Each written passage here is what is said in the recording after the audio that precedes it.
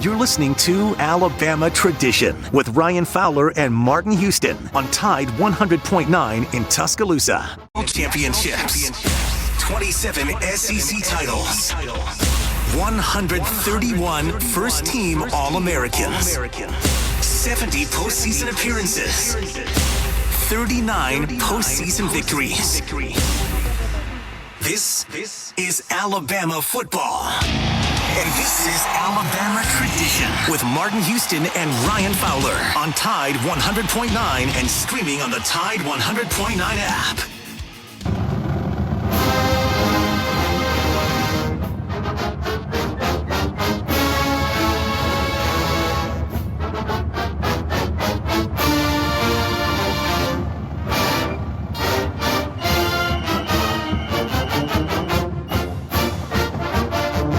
Welcome into another edition of Alabama Tradition, the past, present, future of the Alabama Crimson Tide. As we get ready to play the Notre Dame Fighting Irish, we talk about championships. Nobody has more than the Alabama Crimson Tide. If there was a second place, it would be the Fighting Irish from South Bend. It has been a long time when you look at the Irish, and we'll talk about this game. We'll also talk about DeVonta Smith winning the AP Player of the Year. When you talk about voted on by those who also vote in the Heisman campaign, we'll see if that really trends that direction. We'll also take your phone calls. We've got some Sark audio. We've got some Pete Golding audio. We'll talk about the X's and O's and the matchup between these two powerhouses. Vegas has it right now as a 20-point difference, according to the experts in the desert.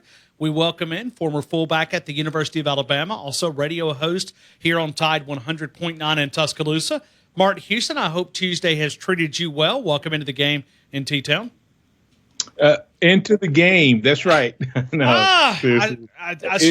Hey, you did so good right up until that point, Ryan. Alabama Tradition. Glad to be in with you, Ryan. Of course, if you're just now tuning in or you've never tuned in, Ryan, of course, hosts the game, and I host the Martin Houston Show. So sometimes we introduce you into our respective shows, but Alabama Tradition, Tuesday Tradition. So glad to be with you, man. It's been a good day. Martin, DeVonta Smith wins the AP Player of the Year. Now, this is the first wide receiver to ever win the award. There's been a lot of quarterbacks. There's been a lot of running backs. But never a wide receiver since this award originated back in the early 80s. When you look at this AP Player of the Year, does it give you any hint that maybe the voters did put DeVonta Smith out front in the Heisman campaign? Yeah, I think that DeVonta has a legit shot, Ryan, to win the Heisman. I think his momentum caught up. And like I said, it's really based on when guys voted. And if you sit back and look, Ryan, at what he did this year, you know, sometimes people go, well, how can he win it if the quarterback doesn't win it? Because the quarterback gets just statistically, there's quite a few guys that is in that category, Mac Jones. And I'm okay if Mac Jones wins it as well. So that's not what I'm saying. But when you look at what DeVonta Smith did this year, Ryan, he was having a special year, but it was because he had another guy, you know, Batman and Robin or Batman and Batman, whatever you want to call it. But when his Batman and Robin dynamic duo, whatever you want to call it, went down and everybody was supposed to be able to now double team him, he got better, a lot better. And to me, that's what makes this year special. And you have to hate it for Najee. Najee has as good a year as our previous two Heisman Trophy winners in Henry and Ingram as well. But I think what DeVonta has done is absolutely special. Well, and backing up just a couple of seconds, when you look at this is kind of the Alabama way of doing things. When you look at, you know, I've said this multiple times. If you play at another university, I'm not taking shots at other universities, but I'm just saying it's easier to get recognized on those teams than it would be in Tuscaloosa. And the evidence of that, things like the College Football Hall of Fame. When you look at so many great players, I mean, I look at other schools, they are already in the 2000s of nominating players. Alabama's just kind of making it through the 80s, and really they're leaving out guys. But it's everything that we talk about here daily. That if you've got to really stand out, and when Najee, a record-setting season for him, he's in the top 5, but he's not in that 1, 2, and 3 and 4. Yeah, which is absolutely amazing. He has 27 total touchdowns this year. Probably end the year with 30. I don't know where that ranks, but in the overall scheme of things, Ryan, and he's done this against all SEC opponents. He didn't have any directional schools or sisters of the poor to rack up those yards. He's done this against the best. And if you go back and look, Ryan, what 2 games did we need Najee the most?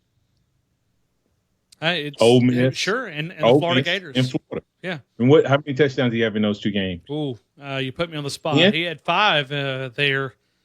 Didn't he? Did he have 4 or 5 against Ole Miss? 4 or 5? I can go back and I think quickly he had look. 5, didn't he? Did he? I mean, 9 or 10. So, think about that. Chew on that for a minute. Yeah. I mean, yeah, that's my point. And yet he's the 5th, viewed as the 5th best player in the country. But 2 of the guys in front of him are teammates, and they have had electric seasons coming off of playing behind number 1 draft picks. Martin Houston, Ryan Fowler, James Ludeman pushing all the correct buttons. James, you wanted to jump in here and talk about Najee Harris. Jump in and make your comment. Yeah, I think with Najee, it's so interesting to me that he's just been kind of that quiet presence this year. Like, it's one of those guys that you can just absolutely 100% depend on to be there in a tough spot like against Ole Miss in Florida.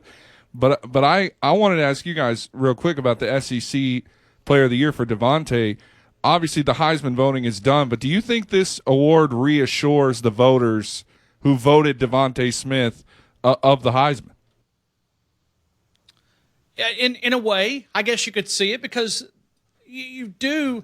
There's a lot of overlap with voters in both of these polls, because I think there's 900 members of the media when you talk about voting. I think there's around 58 living members of the Heisman fraternity that also vote, and I think they also do a fan poll that's made up on social networks, and that's 1 vote there. But you look at it, a lot of people who do vote in this, I do think it is evidence that people were looking for a reason. And I think for a wide receiver, you've got to really grab the attention. I think Devontae Smith has done that back-to-back seasons, even though they don't overlap. But if you needed some validity or reliability, depends on which way you want to measure that, you could find Devontae Smith and adding those numbers up. He wanted to be more than just a 2nd and 26, 41-yard reception winning wide receiver. He wanted to be more. He's done that in 2 years. And I think he'll walk out. There's no question he's the greatest wide receiver to ever play in Tuscaloosa. I would agree with that sentiment. I believe that what he's done, Ryan, here's a better question, or not necessarily a better question, an additional question that begs to be answered now. What we're seeing, I was talking to someone the other day, and I said, what we're seeing with Najee Harris and Devontae Smith are NFL guys who will be starting on any NFL roster that they were on, come back to college. And they came back unashamedly to improve their draft stock. Will Nick Saban now have an even more dominant program? Oh, great. Will these guys, what these guys did, buying in, you have to think that maybe Dr. Ray and Ballou had something to do with the improvement of their strength and their speed and their agility, because they seem to be at another level this year, even what they were last year. Does this close out Nick Saban's end of his career potentially greater, Ryan, with guys being able to now understand man, I can't go in the league at 3, but I can come back for a 4th year and really boost my stock because I'll be the talent level. How good we are is NFL ready, but we're going to play against college talent that makes us even more valuable. Well, look at this, Martin. We've talked about recruiting because the rebuttal that many coaches use against Alabama, why go there? Because you're not going to be able to play. You're not going to be able to play. Nick Saban has countered that rebuttal with playing true freshmen. It seems like more and more every year as we're getting deeper into the season, we're depending on some of these guys to make key players. And then also you talk about being buried in the depth chart once you get here, and also you don't need as much time to prove that you can play in the NFL. Look at the quarterback side of things. I often wonder if this is going to be a trend that people will pick up on nationwide and say, hey, let me develop, let me stay in and progress as a quarterback. If this may, I don't think it's ever going to reverse the transfer portal by no means, but it might slow it down some. I think the transfer portal is going to take care of itself because there's a lot of guys getting left in the portal. And I think you're going to see over time statistically that coaches prefer, with a few exceptions, coaches prefer to recruit their guys straight out of high school. The guys who are getting picked up are either elite players that everybody wants, or it's guys that the coach recruited out of high school and the kids just made, a choice. But if you go check out the portal, there's a lot of names that you would recognize sitting in the portal, or they left the portal, but they ended up going down, to a lesser Power 5 or even down, to a lesser D1 school or to dropping all the way out of D1. So we're talking Alabama Crimson Tide football. Alabama has a chance to state their case with this record-setting season. We're already talking about maybe the best offense, and I think you kind of solidify that with 3 out of the top 5 picks in the Heisman side of things. We're talking about a offensive coordinator that was recognized as the Frank Broyles Assistant Coach of the Year award, David Basil, who was a linebacker back in Arkansas. We had a chance to talk with him and talked about Sark and what he's able to do. And we have not seen the distractions because Sark was rumored to be in the job across the state. He decides to take his name out of the hat and kind of stay focused on everything here. You look at Sark, the loyalty may pay off. I got a text message about 2 hours ago, and this guy was just hypothetically. He said, because he's covered Sark in other places, and he said, do you think Sark would be a serious candidate if Nick Saban stepped down in 3 years? I said, I think he has. I think what he's been able to do this year, and I like his delivery. I think there's some other guys that you would have to put their name in the hat, but I think Sark could be one of those guys. What do you think, Martin? Well, I think that Nick Saban showed who he would entrust his program with, and so if you were replacing a legend and the greatest coach ever, would you take his lead on who he thinks is ready to run his program when he's not able to be there? So I think that in and of itself puts Sark in a position to potentially be one of the candidates, because you would make the assumption that he would only get better. Here's another thing I want you to think about this, Ryan. Okay. The guys who have left here who had previous head coaching experience, but at the same time, made some mistakes. Are they better in round 2? Would you say Kiffin is a better coach now so far? Oh, there's no doubt. Would you say Loxley is a better coach now? So maybe the rehab program is where people, instead of just hiring Nick Saban coaches, they may be looking for the guys who have had experience other places and then went through the rehab program.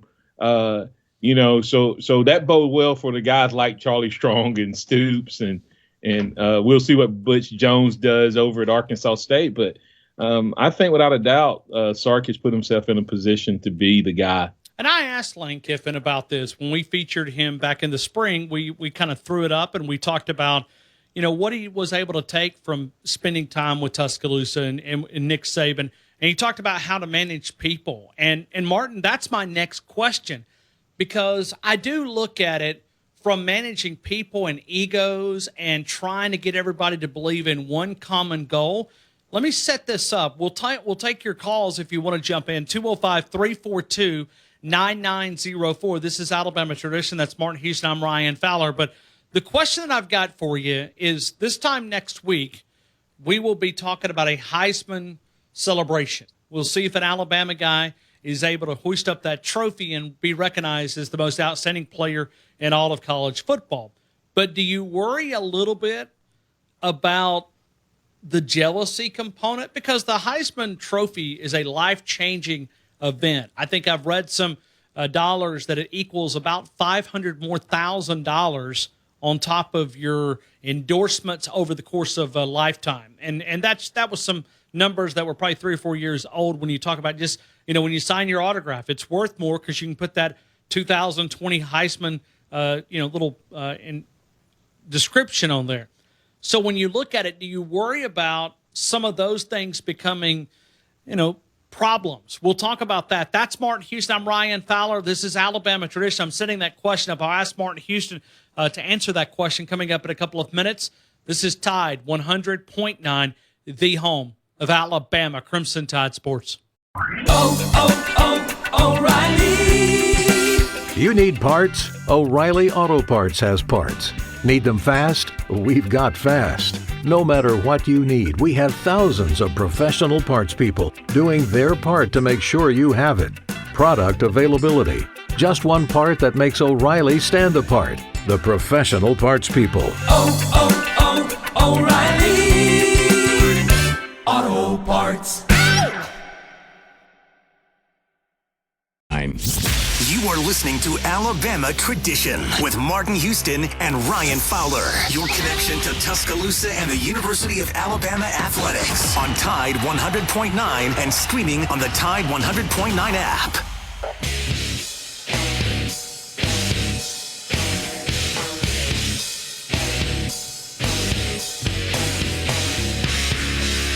All right, so this is Alabama Tradition, the past, present, and future of the Alabama Crimson Tide. That's Martin Houston. I'm Ryan Fowler. We're going to be with you until 7 o'clock. If you want to jump in, we'd love to have you at 205-342-9904, 205-342-9904. Martin, take that question when you look at all the recognition and, they are team awards in certain ways, but at the end of the day, they're recognizing individual achievement as well. How do you manage that if you're Nick Saban? Is that a concern? Well, of course, it has to be a little bit of a concern. But, Ryan, I think it's how you've managed it the entire time. I think Nick Saban made the statement, it's always good, and I'm paraphrasing, it's always good when your best players are your leaders and your high character guys and your hardest workers. And so I think that's what you have in Mac Jones, Devontae Smith, and Najee Harris is you have guys who are modeling how to be champions and how to lead a team and how it's hard to believe, but how that one ball, remember what we've said in the past, Ryan? It's only one ball, man. Sure. It's going to be hard to spread it around. Well, these three guys have proven us wrong. And if you really look at it, you look at what Mechie and Waddle have done. They've not had – Waddle in his 4 games had almost 600 yards. So, Nick Saban and this offense and Sark, you have to say Sark, has figured out, Ryan, while having those 3 guys, look what else we've had. We've had Mechie come along. We've had Billingsley come along. Forrestall has had his best season. You see what I'm saying? Sure. And we didn't think that one ball. And so I think it's how you manage it. And these guys have done that somehow, some way. And I think it goes to the character of the players. So long answer. The short of it is, I think it starts with the type of quality guys you recruit them and what you tell them when you recruit them, and then you try your best to fulfill that, and you don't promise anything other than the opportunity, and that's what Nick Saban seems to do. And we're going to work some audio in a little bit later as the offensive coordinator was asked about Mac Jones and Devontae Smith, and you even watch these guys of being careful to manage this, and you look at it, and right now even the Heisman side of things, because let's say Trevor Lawrence wins the Heisman Trophy, those Alabama players would try to go out and try to say, hey, you're not the best player in college football. Our teammate was. Same thing with Clemson. If Alabama guy wins it, they'll try to go out and look at me. I'm already putting Alabama and Clemson in the national championship. I'm falling into that rat poison so easily. But you know what I mean. I mean, trying to defend the player that wins it or the player that did not win it. Yeah, I laughed because we had that conversation come up on my show this morning regarding are you worried about Pete Golding having to call plays against Clemson? And I was like, let's save that till next week. Maybe Notre Dame and Ohio State. Can I answer that question, though? Yes. So I can see Trevor Lawrence right now running for a first down, and we're trying to catch him. You're lucky Coach Saban isn't here. You're jumping the gun, buddy. I know. Yeah, that's right. So, but Ryan, I think that they've done a great job of managing it, and I think if they win it, I think it just excites them even more. They've all, if you look at the combined spots they've moved, you would have to say that they've done more to help their draft stock individually, percentage-wise on spots where they were last year versus spots where they are today, to be able to help themselves. They've done it as well as anyone. And who of those three, Ryan, based off of last year, thought that any of them would be considered a Heisman? If winning it is worth $500,000, being a finalist is worth some. Yeah. Well, actually, Ryan, it's really based off what you do. I mean, it's a guarantee as the Heisman Trophy winner, but to me, it's sort of like American Idol. A lot of times on American Idol, it was the person who came in second that ended up being the one who had the better career because they were motivated to show that they were the best. And so I wouldn't be surprised if that happened in this case. Martin, fill in the blank. Notre Dame can play Alabama for 4 quarters if they do what to keep this game, making a second half, fourth quarter football game? Well, first of all, I think there's a couple key things that they can do, Ryan. If they take the Florida blueprint, I think they have the ability to take the Florida blueprint.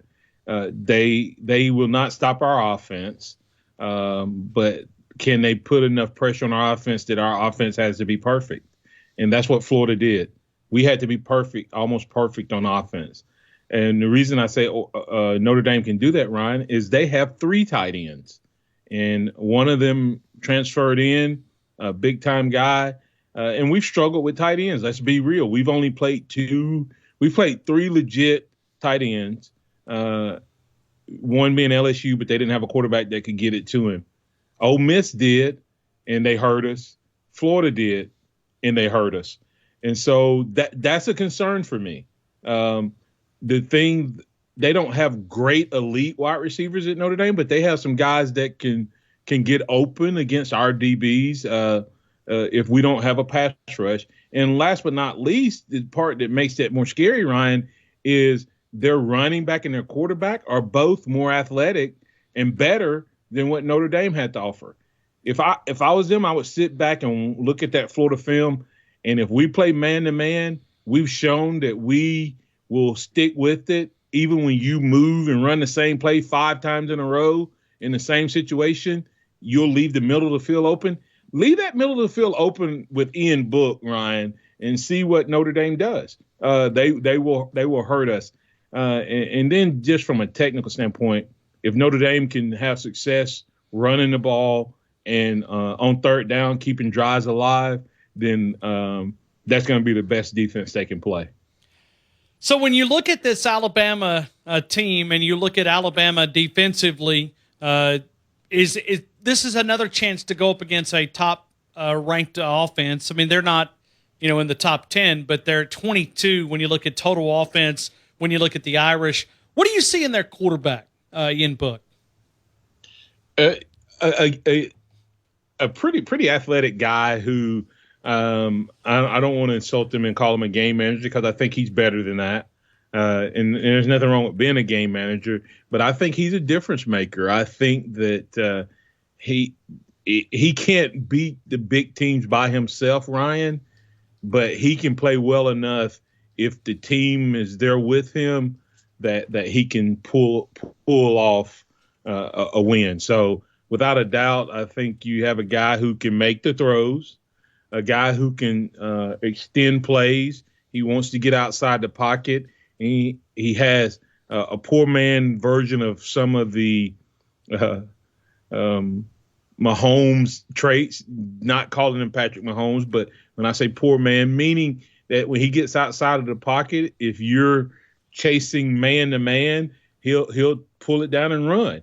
If you come up, then he can make some throws to extend plays and hurt you late in a play.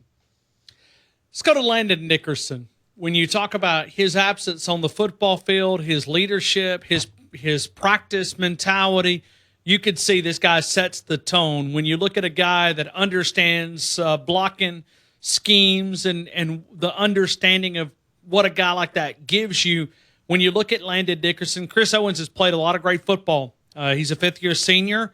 He's going to be asked to step into a big role that Landon Dickerson has left the void there. When you look at Landon Dickerson being out, take that and analyze it and see what you think about it.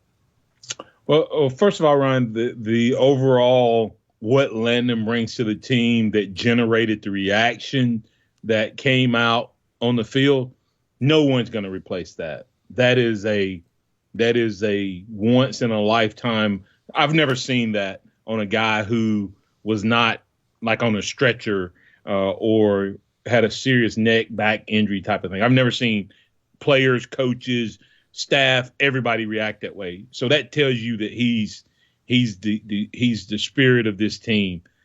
That part's not going to be replaced. But what's more scary than that, Ryan, is I read off Landon Dickerson is a Remington finalist. Listen to this, Ryan. Okay. In the Pro Football Focus, he's the top-rated run-blocking center at 92.8. Okay? He earned the overall number 2 grade at center with 91.5, so that's including pass blocking as well. He's from the coaching staff at Alabama, he sports a 91% overall blocking grade and a 99.6 assignment grade. Let me explain what that means. He played 725 snaps, Ryan. He missed 2 assignments. Let's break that down. The center has to snap the ball. So if he had a bad snap, that's a broken assignment.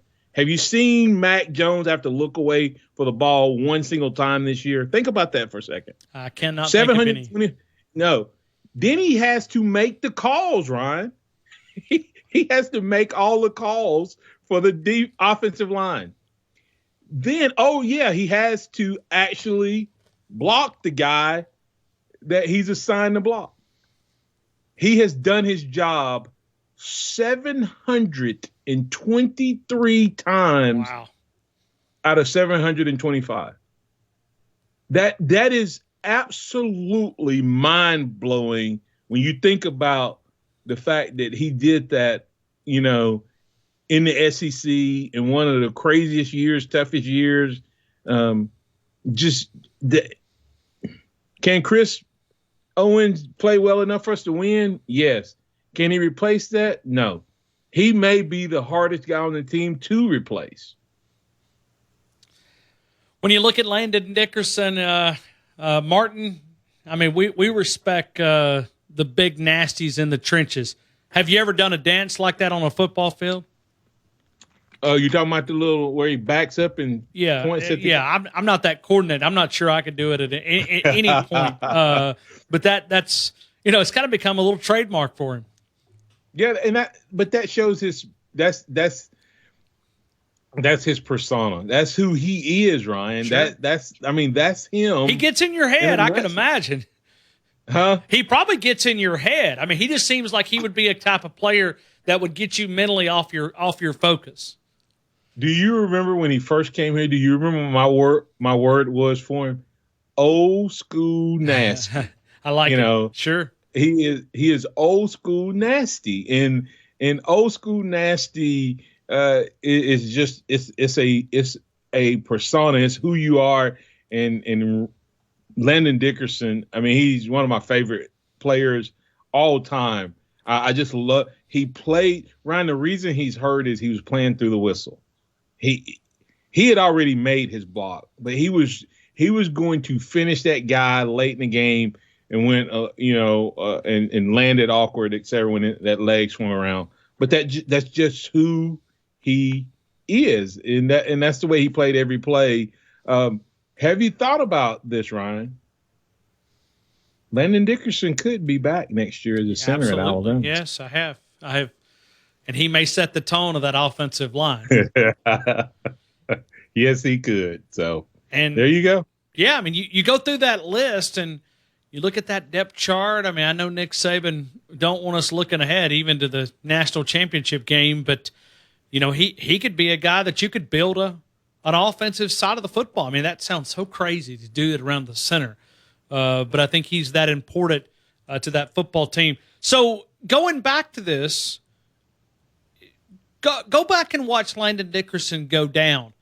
It seemed like to me that Florida got a little bit more of a push up the middle when he went down.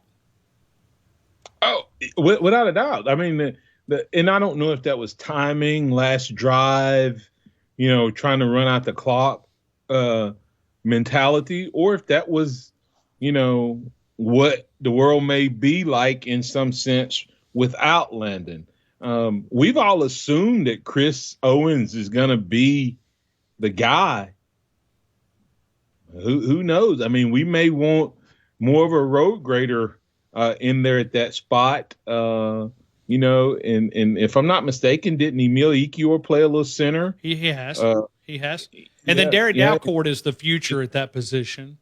And then Darren Dalcourt, and who knows how much he's grown, Ryan. I mean, you just never know. Of course, Chris Owens has been the guy that was getting the reps early, but Nick Saban may not be saying anything in Alabama.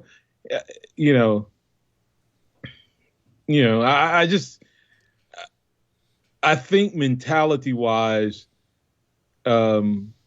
maybe he's had enough influence on Emil and Deontay. Of course, I know he had great impact on Leatherwood, but we're going to need that push up the middle if we're going to win a national championship. And either they're going to have to rally around Chris Owens or one of these other guys may step in and take that. Well, maybe they play inspired football, Martin. Let's go back. I mean, you and I talked about this at the opening part of this. Jalen Waddle goes down Tennessee game. We said, who is going to be able to replace him? Nobody is going to be, but it's going to have to be a lot of players that maybe take up that percentage of production that was lost. We've talked about Miller Forstall. We've talked about Billingsley taking some of that. We've talked about John Mechie stepping up in a role, and other guys, Slay Bolden taking up some of that responsibility. So you look at it, maybe they play inspired football and they come out understanding that they do represent Landon Dickerson and knowing to maybe play a little different type of mentality. That's what I was trying to communicate is maybe that spirit of Landon Dickerson inspires those two middle guys. Like I said, I just don't see Chris Owens being that type of player, but he doesn't have to be that type of player to be very efficient and effective. But we will need those other guys. If we're going to have Najee Harris be the Najee Harris we've come to love, you just can't have the middle cave in or stalemated, you're going to have to get some push. And then Ryan, the other part I didn't tell you on Landon, he gave up 0 sacks this year. Okay. Oh, wow. So Mac Jones stands in that pocket knowing what? That he's not going to get pressured right in his face. And he stands in there and he steps up. That's the type of thing that will take, a team effort and all that. If I was coming against Alabama, I would make sure that my nasty pass rush, bull or speed out, whichever way I can get there. If I had a Quentin Williams, then I'd put him on Chris Owens. Or if I had a Mount Cody, I'd put him on Chris Owens. And either way, I would either push that center that line back and have the pocket inverted versus rounded out. And that's what we've seen Mac Jones stand in a clean pocket all year. And I think that started with Landon Dickerson setting the point. Well, and going back to the Landon Dickerson side of things with the offensive line, he was also an All-American, but you added up, and out of the 11 guys on the offensive side of the football, Alabama had Landon Dickerson, Alex Leatherwood, a running back by the name of Najee Harris, Devontae Smith, and Mac Jones. That's a pretty good lineup on the first-team All-American. They did have one defensive guy, Patrick Surtain, there. So 6 guys, and I think Mike Rodak from AL.com reminded us that it had been like a historical figure that it had been like 50 years since that you had a team that put a running back, wide receiver, and a quarterback on the first-team All-American list, the AP side of things. So, I mean, just the awards and the recognition for this team continue to come in at a high level. Yeah, just think, Ryan, people almost canceled this. Oh, wow. We almost did not get to see what we've experienced. And what we've seen, for the most part, is the resiliency of young men and young people, first of all, but also what great leadership does for you. You look at the leadership of the SEC. 69 of 71 games, Martin Houston. 69 of 71 in the SEC. Yeah, and there's a team in the playoffs that had 3 games canceled. And our league didn't have 3 games canceled. Right? Yes. I mean, am I correct? Yeah. Thank you, Dabo. I mean, Martin. Yeah, I was just pointing out the obvious. But. I don't know if you picked up on that, but I said thank you, Dabo. I mean, Martin. Yeah. Hey, Dabo is doubling down. I mean, I like a guy that's transparent. Dabo certainly is, man. He said, hey, he thinks they're a top 10 team, but he puts them at number 11. I like a guy that speaks his mind. He said, I saw one of his latest interviews, and he said, listen, it's not Ohio State. It's just any team that plays 6 games shouldn't be there. You should not be there if you play, 50 to 55% of the games. I mean, think about how many times I know I've said this, but Kevin Sumlin would have been in the playoffs every year. But he had an Alabama on his schedule. Think about this, Ryan. Texas A&M won more games after they lost to Alabama than Ohio State played. Texas A&M was 7-0 after they played Alabama. 7-0. So do you think? Let me ask you, and I think I know where you're going to go, but let me set this question up, Martin. Ohio State, Texas A&M played on a neutral field. Who would you take? At this point, I don't know. I was going to say Ohio State, but what I've seen I've seen them play 2 good teams, and I don't know that they would beat Texas A&M. I think Texas A&M would take it down to the wire and may actually win out because I think they're playing better defense at A&M since Jimbo's been there, and offensively they would frustrate the heck out of Ohio State and keep on the sideline. Neutral field, I probably would if I had to put my house on it. Probably take the helmet in Ohio State, but I'm not talking about. I think Ohio State has the ability to win this whole thing. I mean, Without a doubt, Ryan. Without a doubt, I think they have the ability to do it. But I don't think they should be in the playoffs. No, I'm with you. I mean, it's like what Dabo said. Award a business degree after 60 credit hours. I mean, I think that was the perfect one. It nailed it. How many people flunked out of school that started off on the dean's list? Sure. You don't award it. You don't award it at the beginning. Yeah, you award based on the body of work, and that's what they used to always say: body of work. Well, somebody's missing some organs. But anyway, Ryan, let me ask you this question. I know we need to get the break, but here's a question I have: Is the situation and circumstance around Ohio State getting in and Notre Dame getting in and potentially setting up a three-peat with Clemson and Notre Dame. That's a potential three-peat in one season. And then Ohio State getting in at 6. If those two teams get blown out, has the committee cracked their own foundation? Oh. Have they put themselves in a situation or a circumstance that will be and have the same ramifications of the LSU-Alabama national championship matchup in the BCS? If those two teams get embarrassed, I think that will be fractured. I do, but Mark, you know why this team is there, because they have 11-state geographical footprint in the Big Ten.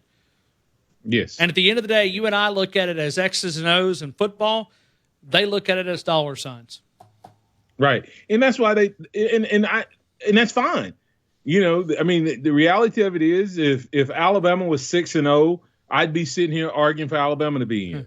Okay, I know that. Sure. I'm not even gonna try to sugarcoat that. But that's not the case. I would be arguing for them, knowing in reality that the people who are making the argument that we're making would be correct. But I still would be arguing for my Alabama to be in if they were 6-0. And if I was a Notre Dame fan or a Clemson fan, I'd be arguing for it. But the reality of it is, Ryan, that doesn't mean that they deserve it. But I would still argue for it. And I would argue, and I'd be using in my head, I'd be like, hey, listen, we had a down year. We need the money that they're going to bring in. And that's what Ohio State's doing. A&M may have brought that. Cincinnati wasn't going to bring that. Iowa State wasn't going to bring that. Oklahoma, maybe, but probably not. So they chose what they think was going to give potentially the 4 best games as well. Martin, we're getting stop signs and break signs. I mean, we ran through that. We ran through that break like you guys ran through Miami down in the Sugar Bowl. I mean, it was. I mean, So we got to get to break. We'll come back. We're going to get some phone calls into the conversation. That's Martin Houston. I'm Ryan Fowler. This is Alabama Tradition, the past, present, and future of the Alabama Crimson Tide. The Tuscany. O'Reilly. You need parts? O'Reilly Auto Parts has parts. Need them fast? We've got fast. No matter what you need, we have thousands of professional parts people doing their part to make sure you have it. Product availability. Just one part that makes O'Reilly stand apart. The professional parts people. O'Reilly Auto Parts. See policy. O'Reilly. You need parts? O'Reilly Auto Parts has parts. Need them fast? We've got fast. No matter what you need, we have thousands of professional parts people doing their part to make sure you have it. Product availability. Just one part that makes O'Reilly stand apart. The professional parts people. O'Reilly Auto Parts. Low clouds have been slow to burn off in a few areas, but most areas are sunny this afternoon. Highs will be topping out near 60 degrees. Expect fair skies overnight tonight, the low near 47. And tomorrow, more clouds than sun. Rain holds off till after midnight, the daytime high of 64. New Year's Eve storms could be strong to severe. I'm meteorologist Bill Murray on Tide 100.9. The host of the game, Ryan Fowler, and the host of the Martin Houston Show, Martin Houston. have combined to offer a show filled with in-depth analysis of Alabama football and more. Alabama Tradition broadcasts live on Tide 100.9 every Tuesday from 6 to 7 p.m. and is available live and on playback on numerous affiliates around the Southeast. Check out alabamatradition.com for a list of affiliates, as well as other great content. One is the loneliest number that you'll ever do. Two can be as bad as one. It's the loneliest number since the number one.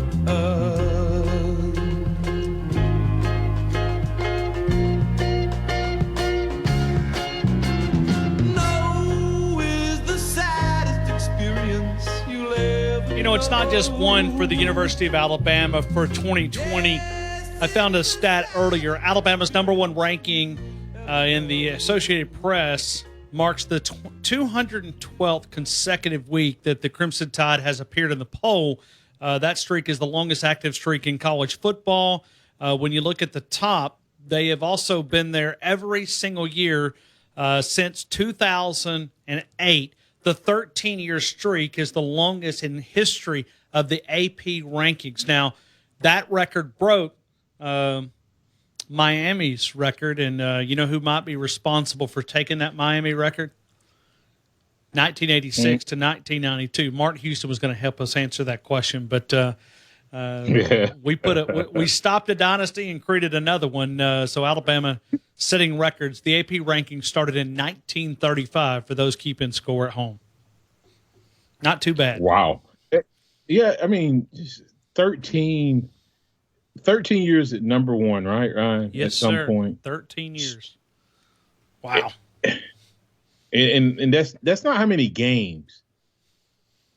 I mean, he's been number one more years than the Auburn program have spent games at number one. Wow. And it's look at it's Martin not just throwing some shade at the Auburn Tigers. Yeah. Do it now. I know. I said, look at Martin Houston throwing some shade at the Auburn Tigers. No, but what I'm saying is that just shows you, because when you say 13 years at number one, some point, people don't really grasp that. If I'm not mistaken, Ryan, 2 years ago, maybe more, he had coached in like as many games ranked number one as like all of the top coaches, like Coach Bryant, Paterno. He did. And, yeah. He's coached in 85 games as the nation's top ranked team. Yep, you nailed it right there. What you said. Yeah, and these other coaches that are the leading all-time winners in Division I have not coached in that many games combined, and so just impressed. I mean, he's 64 what he's done, more games than the second place guy. Do what now? He's 64 more games than the second place guy. Right, but he has more than all of them combined. I mean, it's right, because if you're 64 more, that's 80. That's 21. That means the next person has 21, right? Yes, right. So if you take that, they all had 21. That would only be 63. So you sit there and you chew on these stats. But let me ask you this, Ryan. Is this his most impressive year? If he doesn't get the coach of the year for Bryant, Robinson, etc., it would be a travesty, because I don't think there's ever going to be another 11-0 team unless they add more games. And you would have to also play, if they add 9 games, you'd have to win all 9 in the regular season, win the SEC championship, and then play that team in the playoffs and win to get to 11. If they go to 10, you'd at least have to go undefeated and then win like this year. I just don't see it being duplicated. And I think he's more motivated now, Ryan, than he was, because I think that 1 week probably was not good for the rest of college football, because he realized, I am nowhere near close to wanting to sit at home. And let me add this one more to the 13-year streak. The 86 to 92 is only 7 years for Miami. So actually, he's almost doubled it up on the second place team there too. It just you look at these stats. Let's go to Robert in Mobile. Robert, we're limited with time, but it's all yours, man. Talk to me. Hey guys, so just wanted to chime in on what Martin said earlier about how close we were if the powers that be with this coronavirus thing had gotten their way to not seeing the greatest offense Alabama's ever had, and because there was so many, especially from the sports media, for some bizarre reason, sports media didn't want sports played. I guess what were you going to talk about then? Why should we even pay attention to you? If they weren't going to be in the sports plays like you guys wanted. Right. But we would have missed the greatest offense in the history of Alabama football had we not played this season. And again, like you said, it's a great testament to the SEC commissioner. He's done an outstanding job this year with getting this pulled off and ignoring the media and the Big Ten and that Pac-12 who were telling us we couldn't do this. Oh yeah, we could do this. So, hey Robert, do you think Alabama scores 50 on plus on Notre Dame? 50? It sure is out there, isn't it? I'll say no, but it's I see in the high 40s, 45, 48, something like that. They're gonna go 40, yeah. But 50. Nick Saban will call off the dogs. He won't let 50 get scored. Here's the crazy part. They're right now on the verge of averaging 50 points a game with an all-SEC schedule. Let me say that again. 50 points a game with an all-SEC schedule. This is not just the best. This is the best offense. It's a different era. I understand that. But in this new era of college football, Alabama has rewritten the standards. Literally, you have to score more than 35 to have a chance to beat this team. Because that's all they do is 35 plus. Thank you, Robert. Okay, guys. We are top of the hour, and we are out of here. Let's go beat the Irish. Martin, you got a score for us? I really have not settled on anything, but I think we will get in the 50s on this team. I think this team is once again going to get exposed, Ryan, as a national brand that has not been relevant since '88. Well, and you look at we beat them 42-14 in Miami, 28-point difference there. I'll say it this way. I think we go past that number. I think we beat them by more than 28. I do too. I just don't think when I look at Notre Dame, I think they'll be waving the flag in the first half. I think Brian Kelly, if he wouldn't get in trouble with his alumni base, I think he would say the same thing. The only way we'll have a chance in the second half if Alabama doesn't come out of that locker room, even though he won't say it this time because he got in trouble last time, his fan base. Absolutely. Absolutely. That's Martin Houston. What you got in the Ohio State, Clemson? I think Clemson beats them, and I think they beat them comfortably. Not like Alabama's going to beat Notre Dame, but I think they'll beat them by a couple of touchdowns, maybe more. I'll say 17-21. I think you and I are dead on the there. James Ludeman, Martin Houston, Alabama Tradition. We'll talk to you next week. Maybe we're talking about a win and a championship and a Heisman Trophy right here on Alabama Tradition, the past, present, and future of the Alabama Crimson Tide.